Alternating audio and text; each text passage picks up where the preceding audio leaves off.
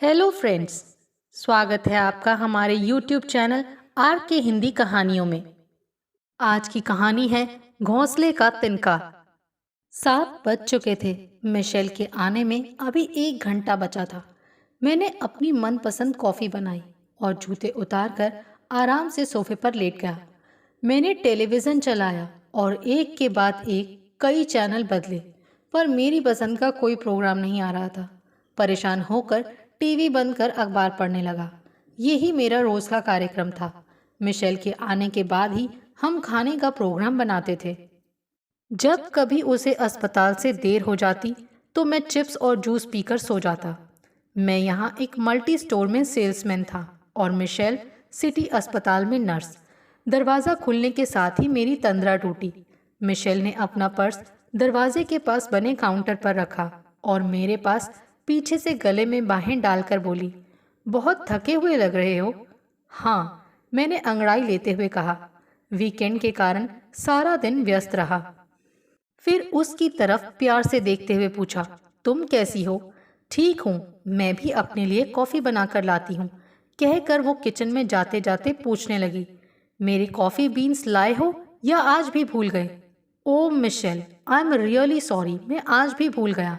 Store बंद होने के समय मुझे बहुत काम होता है, फूड डिपार्टमेंट में जा नहीं सका। 3 दिन से लगातार मिशेल के कहने के बावजूद मैं उसकी कॉफ़ी नहीं ला सका था। मैंने उसी समय उठकर जूते पहने और कहा, मैं अभी सामने की दुकान से ला देता हूँ, वो तो खुली होगी। ओ नो टोनी, मैं आज भी तुम्हारी कॉफ़ी से गुजारा कर लूँगी। मुझे तो तुम इसीलिए अच्छे लगते हो कि फ़ौरन अपनी गलती मान लेते हो। थके होने के बावजूद तुम अब भी वहाँ जाने को तैयार हो। I love you Tony. तुम्हारी जगह कोई यहाँ का लड़का होता तो बस इसी बात पर युद्ध छिड़ जाता। मैं ऐसे हजारों प्रशंसा के वाक्य पहले भी मिशेल से अपने लिए सुन चुका था। 5 साल पहले मैं अपने एक दोस्त के साथ जर्मनी आया था और बस यहीं का होकर रह गया। भारत में वो जब भी मेरे घर आता, उसका व्यवहार और रहन सहन देखकर मैं बहुत प्रभावित होता था। उसका बातचीत का तरीका, उसका अंदाज, उसके कपड़े, उसके मुंह से निकले वाक्य और शब्द एक एक कर मुझ पर अमिट छाप छोड़ते गए। मुझसे कम पढ़ा लिखा होने के बावजूद वो इतने अच्छे ढंग से जीवन जी रहा है और मैं पढ़ाई खत्म होने के 3 साल बाद भी जीवन की शुरुआत के लिए जूझ रहा था। मैं अपने परिवार की भावनाओं की कोई परवाह न करते हुए उसी के साथ यहाँ आ गया था। पहले तो यहाँ की चकाचौंध और नियमित से जिंदगी से बेहद प्रभावित हुआ। यहाँ की साफ सुथरी सड़कें, metro, multi store, shopping mall, ऊंची ऊंची इमारतों के साथ साथ समय की प्रतिबद्धता से मैं भारत की तुलना करता तो यहीं का पलड़ा भारी पाता। जैसे जैसे मैं यहाँ के जीवन की गहराई में उतरता गया, लगा जिंदगी वैसी नहीं है जैसी मैं समझता था। एक भारतीय औपचारिक समारोह में मेरी मुलाकात मिशेल से हो गई और उसी दिन को अब मैं अपने जीवन का सबसे बेहतरीन दिन मानता हूँ। चूंकि मिशेल के साथ काम करने वाली कई नर्सें एशियाई मूल की थी, इसीलिए उसे इन समारोहों में जाने की उत्सुकता होती थी। उसे पेइंग गेस्ट की जरूरत थी और मुझे घर की। हम दोनों की ज़रूरतें पूरी होती थी, इसीलिए दोनों के बीच एक अलिखित समझौता हो गया। मिशेल बहुत सुंदर तो नहीं थी, पर उसे बदसूरत भी नहीं कहा जा सकता था।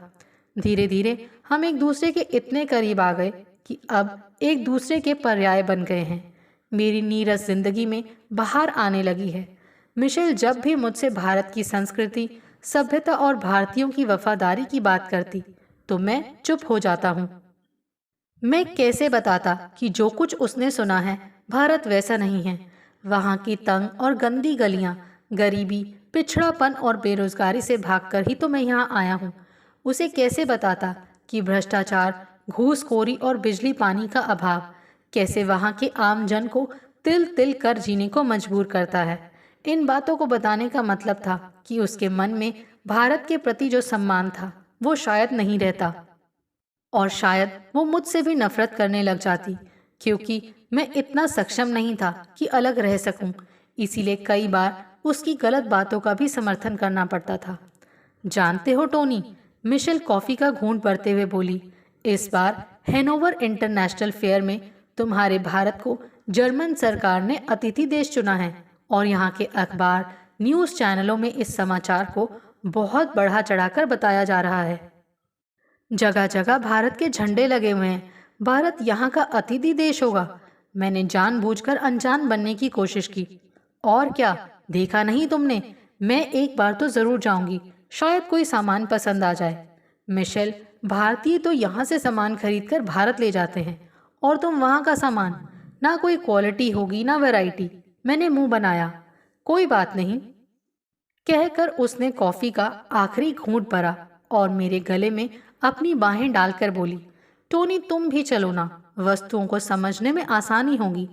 फेयर के पहले दिन सुबह सुबह ही मिशेल तैयार हो गई। मैंने सोचा था कि उसको वहां छोड़कर कोई बहाना बनाकर वहां से चला जाऊंगा, पर मैंने जैसे ही मेन गेट पर गाड़ी रोकी, गेट पर ही भारत के विशालकाय झंडे, कई विशिष्ट व्यक्तियों की टीम, भारतीय टीवी चैनलों की कतार और नेवी का पूरा बैंड देखकर मैं दंग रह गया। कुल मिलाकर ऐसा लगा जैसे सारा भारत सिमटकर वहीं आ गया है। मैंने उत्सुकतावश गाड़ी पार्किंग में खड़ी की तो मिशेल भागकर वहां पहुंच गई। मेरे वहां पहुंचते ही बोली, देखो कैसे सजा रखा है गेट को। मैंने उत्सुकता से वहां खड़े एक भारतीय से पूछा, यहाँ क्या हो रहा है? यहाँ तो केवल हम प्रधानमंत्री जी के स्वागत के लिए खड़े हैं, बाकी का सारा कार्यक्रम तो भीतर हमारे हॉल नंबर 6 में होगा। भारत के प्रधानमंत्री यहाँ आ रहे हैं? मैंने उत्सुकतावश मिशेल से पूछा। मैंने कहा था ना कि भारत अतिथि देश है, पर लगता है यहाँ हम लोग ही अतिथि हो गए हैं। जानते हो टोनी, उनके स्वागत के लिए यहाँ के चांसलर स्वयं आ रहे हैं। थोड़ी देर में वंदे मातरम की धुन चारों तरफ गूंजने लगी। प्रधानमंत्री जी के पीछे पीछे हम लोग भी हॉल नंबर 6 में आ गए, जहाँ भारतीय मंडप को दुल्हन की तरह सजाया हुआ था। प्रधानमंत्री जी के वहां पहुंचते ही भारतीय तिरंगा फहराने लगा और राष्ट्रीय गीत के साथ साथ सभी लोग सीधे खड़े हो गए, जैसे कि कभी मैंने अपने स्कूल में देखा था। टोनी आज भारतीय होने पर गर्व महसूस कर रहा था। उसके भीतर एक झुरझुरी सी महसूस हुई कि क्या ये वही भारत था जिसे मैं कई वर्ष पहले छोड़ आया था। आज यदि जर्मनी के लोगों ने इसे अतिथि देश स्वीकार किया है तो जरूर अपने देश में कोई बात होगी। मुझे पहली बार एहसास हुआ कि अपना देश और उसके लोग किस कदर अपने लगते हैं। समारोह के समाप्त होते ही एक विशेष कक्ष में प्रधानमंत्री चले गए और बाकी लोग भारतीय सामान को देखने में व्यस्त हो गए। थोड़ी देर में प्रधानमंत्री जी अपने मंत्रिमंडल एवं विदेश विभाग के लोगों के साथ भारतीय निर्यातकों से मिलने चले गए। उधर हॉल में अन्य सांस्कृतिक कार्यक्रम होते रहे। एक कोने में भारतीय टी एवं कॉफी बोर्ड के स्टॉलों पर भी काफी भीड़ थी।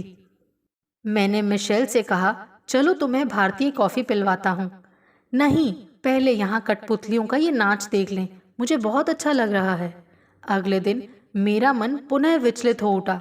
मैंने मिशेल से कहा तो वो भी वहाँ जाने को तैयार हो गई। मैं एक एक करके भारतीय सामान के स्टॉलों को देख रहा था। भारत की क्रॉकरी, हस्त निर्मित सामान, गृह सज्जा, दरियां और कारपेट तथा हैंडीक्राफ्ट की गुणवत्ता और नक्काशी देखकर तो दंग रह गया। मैं जिस स्टोर में काम करता था वहां ऐसा कुछ भी सामान नहीं था। मैं एक भारतीय स्टैंड के पास बने बेंच पर कॉफी लेकर सुस्ताने को बैठ गया। पास ही बैठे किसी कंपनी के कुछ लोगों को आपस में जर्मन भाषा में बात कर रहे थे कि भारत का सामान कितना अच्छा और आधुनिक तरीकों से बना हुआ है। कल्पना भी नहीं कर पा रहे थे कि ये सब भारत में ही बना हुआ है और एशिया के बाकी देशों की तुलना में भारत कहीं अधिक तरक्की कर चुका है। मुझे ये सब सुनकर अच्छा लग रहा था।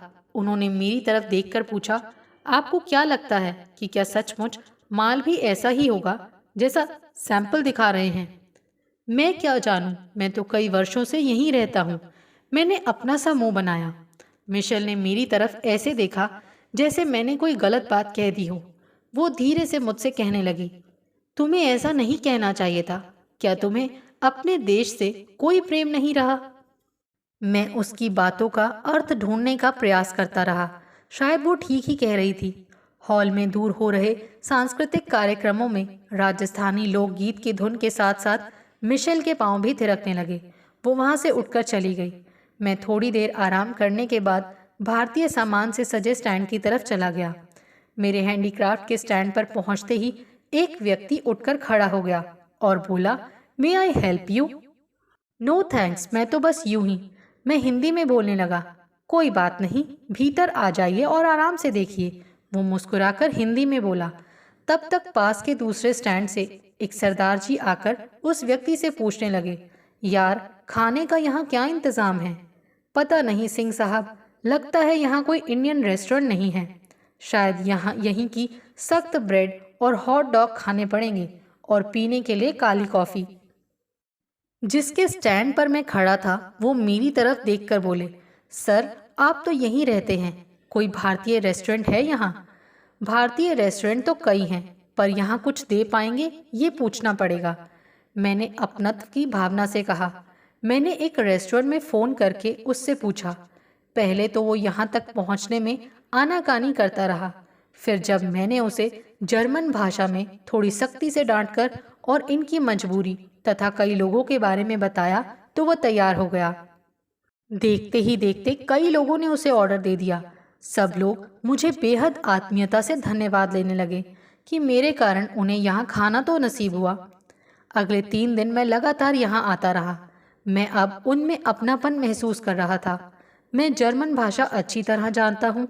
ये जानकर अक्सर मुझे कई लोगों के लिए द्विभाषीय का काम करना पड़ता। कई तो मुझसे यहाँ के दर्शनीय स्थलों के बारे में पूछते, तो कई यहाँ की मेट्रो के बारे में।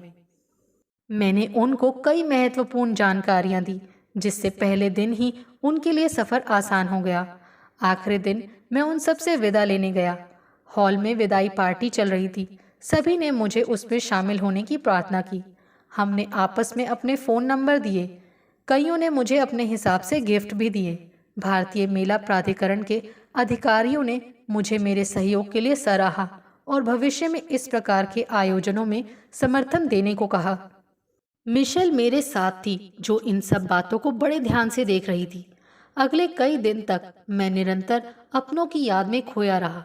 मन का एक कोना लगातार मुझे कोसता रहा। ना चाहते हुए भी रह रहकर ये विचार आता रहा कि किस तरह अपने माता पिता से झूठ बोलकर विदेश चला आया। उस समय ये भी नहीं सोचा कि मेरे पीछे उन्होंने कैसे ये सब सहा होगा। एक दिन मिशेल और मैं टेलीविज़न पर कोई भारतीय प्रोग्राम देख रहे थे। कॉफ़ी की चुस्कियों के साथ साथ वो बोली, तुम्हें याद है टोनी, उस दिन इंडियन कॉफ़ी बोर्ड की कॉफ़ी पी थी, सचमुच बहुत ही अच्छी थी। सब कुछ मुझे बहुत अच्छा लगा। और वो कठपुतलियों का नाच। कभी कभी मेरा मन करता है कि कुछ दिन के लिए भारत चली जाऊं। सुना है कला और संस्कृति में भारत ही विश्व की राजधानी है। क्या करोगी वहां जाकर? जैसा भारत तुम्हें यहाँ लगा, असल में ऐसा नहीं है। यहाँ की सुविधाओं और समय की पाबंदियों के सामने तुम वहाँ एक दिन भी नहीं रह सकती। मैंने कहा, पर मैं जाना ज़रूर चाहूँगी। तुम वहाँ नहीं जाना चाहते क्या? क्या तुम्हारा मन नहीं करता कि तुम अपने देश जाओ? मन तो करता है, पर तुम मेरी मजबूरी नहीं समझ सकोगी।